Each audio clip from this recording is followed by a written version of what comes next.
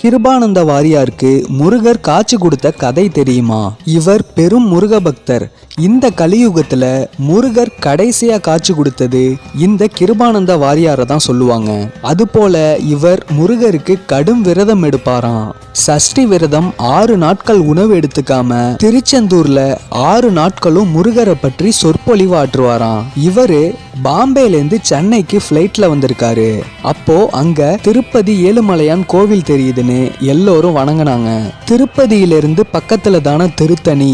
அந்த திருத்தணிகை மலையை பார்த்து முருகா முருகான்னு மனமுருகி வேண்டியிருக்காரு. முருகா முருகான்னு வேண்டும் போது அப்படியே முருகன் காட்சியளித்தாராம். அந்த இடத்துலயே முருகா முருகான்னு சொல்லிக்கிட்டு அப்படியே அவரோட உயிர் பிரிஞ்சிடுச்சான். சென்னை ஏர்போர்ட்ல பிளைட் இறங்கும் போது அவருடைய உடல் மட்டும்தான் வந்துச்சு. அவரோட உயிர் முருகனோட சரணாகதி அடைஞ்சிருச்சுன்னு சொல்லுவாங்க.